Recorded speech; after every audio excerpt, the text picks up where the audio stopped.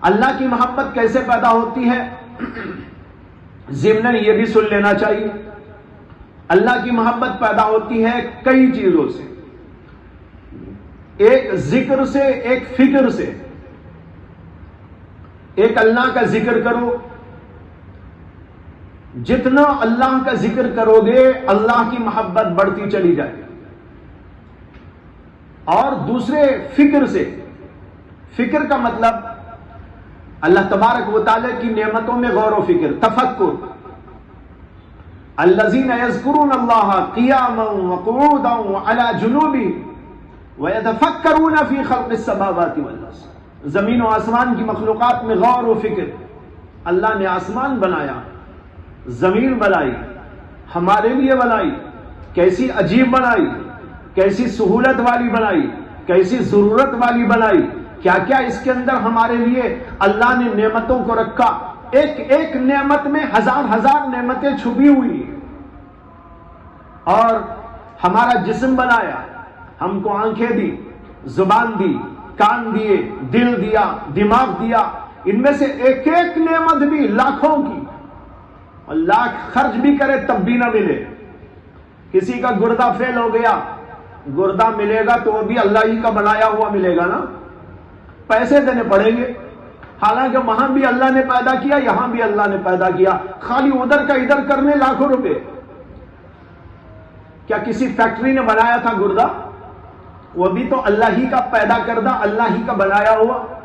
ایک انسان کے اندر سے نکال کر دوسرے انسان کے اندر فٹ کرنے کے لیے لاکھوں روپے۔ تو دیکھو، اندازہ کرو کتنی عجیب عجیب عظیم عظیم نعمتیں۔ جب اس کو انسان غور و فکر سے دیکھتا رہے گا تو اللہ کی محبت تر و تازہ ہوتی رہے گی، ترقی پذیر رہے گی کہ اللہ جس نے ہمارے لیے سب کچھ کیا، مجھے پیدا کیا، مجھے نعمتیں دی، میرے ماں باپ کو عطا کیا، میرے خاندان کو عطا کیا، اور اس طرح اللہ تعالیٰ ہمیشہ نعمتوں سے ہم کو نوازتے رہتے ہیں۔ اللہ کی محبت زبردست طریقے پر بڑھ جائے۔ تیسری چیز ہے اہل محبت کی صحبت۔ اہل محبت کی صحبت سے بھی انسان کے دل میں اللہ کی محبت آ جاتی۔ جب ذکر ہوگا ان کی مجلس میں یا بیٹھیں گے تو ان کا دل اللہ کی طرف لگا ہوا ہے تو ہمارے دل بھی ادھر متوجہ ہونے لگے گے۔ یہ خاصیت ہے مجلس کی۔ جیسی مجلس میں جاتے ہو اسی طرح ہمارا دل بھی بنتا ہے۔ ایک جگہ پر سارے روتے بیٹھے تھے، آپ کو پتا نہیں کہ کیوں رو رہے، اتفاق سے آپ پہنچ گئے تو سب رو رہے دھاڑے مار مار کے۔ آپ ہنسیں گے کہ روئیں گے؟ آپ کو پتا بھی نہیں کہ کیوں رو رہے، لیکن پھر بھی آپ رونا شروع کر ڈالیں گے۔ اب دیکھو، یہاں عقل سے کچھ تعلق نہیں ہے اس کا، اسے کہ معلوم ہی نہیں نا آپ کو کیوں رو رہے، لیکن پھر بھی آپ روتے ہیں۔ یہ اثر ہے، اللہ نے رکھا ہے صحبت کا اثر۔ ایک جگہ پر سب کے سب ہنس رہے، اتفاق سے آپ پہنچ گئے، پتہ نہیں کہ کیوں ہنس رہے، تو آپ کو سوچ کے بھی ہنسی آ جائے گی، جیسے مجھے بھی آ رہی ہے اب۔ حالانکہ کوئی واقعہ بھی نہیں ہے، خالی تذکرہ ہو رہا ہے، ایک مجلس، وہ بھی فرضی سی مجلس، لیکن پھر بھی کچھ دل جو ہے ہنسنے لگ رہا ہے۔ کیوں؟ یہ ہے اثر کسی چیز کا، مجلس کا اثر اس سے زیادہ۔ جب مجلس کے ذکر کا یہ فائدہ، تو آپ اندازہ کیجئے کہ خود اس مجلس کا کیا انداز۔ جیسے ہنسنے والوں کی مجلس کا اثر یہ ہے کہ آدمی ہنسنے لگتا ہے، رونے والے لوگوں کی مجلس کا اثر یہ کہ وہاں آدمی رونے لگتا ہے۔ اسی طرح اہل اللہ کی صحبت میں جاتے ہیں، اس کا اثر یہ ہوتا ہے کہ آدمی کے دل میں بھی اللہ پیدا ہو جاتا ہے، یعنی اللہ کی محبت پیدا ہو جاتی ہے۔ اس لیے اہل اللہ کی صحبت اس کے لیے بہت عظیم الشان کیمیا اثر ایک چیز ہے، تدبیر ہے، اس کو بھی اختیار کرنا چاہیے۔ اور دوسری بات اسی لیے یہاں پر کہی گئی ہے، یہی ہے اہل اللہ کی صحبت والی بات جو آگے بیان کی گئی۔ اللہ کی محبت کے بعد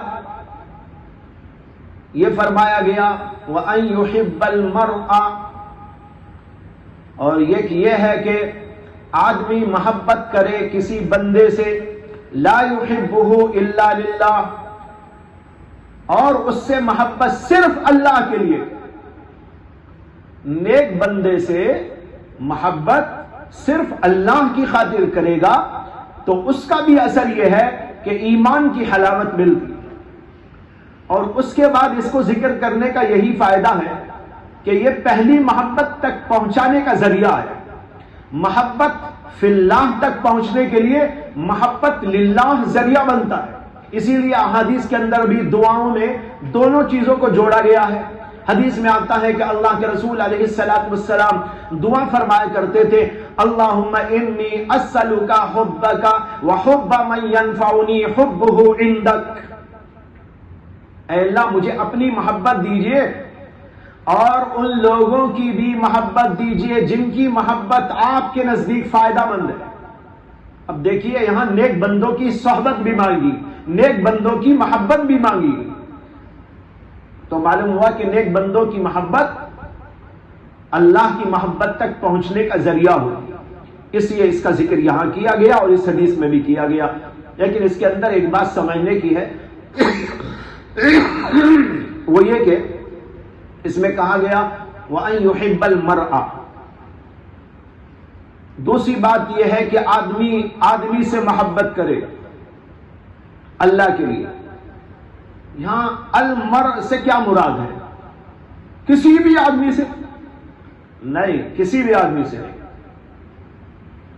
اس آدمی سے جو آپ کو اللہ تک پہنچنے کا ذریعہ بنتا ہے، جو اللہ کی محبت کا ذریعہ بنتا ہے، ایسے سے محبت کرنا مراد ہے۔ تو لہذا المرء سے مراد المرء الصالح، نیک مرد جو اللہ سے محبت کرنے والا، نیکیوں میں لگا ہوا، متقی و پرہیزگار، ایسے آدمی سے محبت کرے، اس لیے کہ انہی کی محبت تو ہم کو پہنچائے گی اللہ تک۔ نہیں تو ایک آدمی جو ہے کسی شرابی سے محبت کر رہا ہو، بول رہا ہے میں اللہ کے لیے محبت کروں گا، کسی زانی سے محبت کر رہا ہو، کہہ رہا ہے کہ میں اللہ کے لیے محبت کر رہا ہوں، ارے یہ کیا بات ہوئی؟ محبت کرو ایسے سے جن کی محبت آپ کو اللہ تک پہنچانے والی، لہذا المرء سے مراد المرء صالح۔ ایک بات تو یہ سمجھنا ہے۔ دوسری بات آگے اللہ کے نبی نے کہی لا یحبہ الا للہ، اس نیک آدمی سے بھی اللہ ہی کے لیے محبت کرے۔ جی کسی نیک آدمی سے بھی محبت کسی اور وجہ سے بھی ہو سکتی ہے، وہ نیک آدمی آپ کا باپ ہے، باپ ہونے کی وجہ سے آپ نے محبت کر لی، وہ نیک آدمی سے آپ نے محبت کر لی کہ بھائی ان کے یہ نیک آدمی تو ہے، میں محبت کرتا ہوں لیکن ان کے ذریعے مجھے کمائی کا ذریعہ ملے گا یا اور کوئی دنیاوی نفع۔ کہتے ہیں کہ نہیں، اس نیک آدمی سے محبت صرف اللہ کے لیے کرے گا تب یہ نعمت ملے گی، حلاوت ایمان۔ اور اگر کسی نیک آدمی سے محبت بھی کیا لیکن وہ محبت کسی دوسرے مقصد سے کیا تو یہ فائدہ نہیں ہوگا۔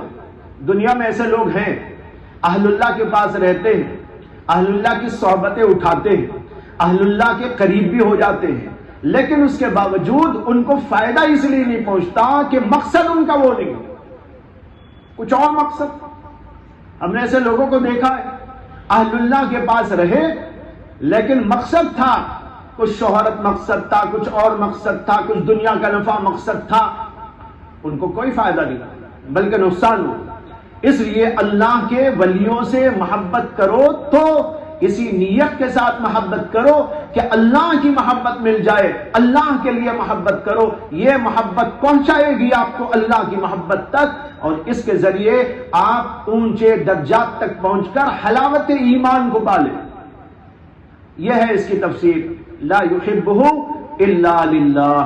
تو دو باتیں میں نے اس کے اندر عرض کی، ایک تو یہ کہ المر کا جو لفظ یہاں پر آیا یہ علل اطلاق نہیں ہے بلکہ مراد ہے نیک مرد، صالح مرد، متقی اور پرہیزگار، یعنی اللہ والے، اور ان سے بھی محبت کرنا تو دنیا کی خاطر نہیں بلکہ دین کی خاطر، اللہ کی محبت کی خاطر، ان سے اگر محبت رکھتے ہیں یہ محبت کارآمد ہے اور آخرت کے اندر بھی اور پھر یہاں رہتے ہوئے بھی حلاوت ایمان دینے والی۔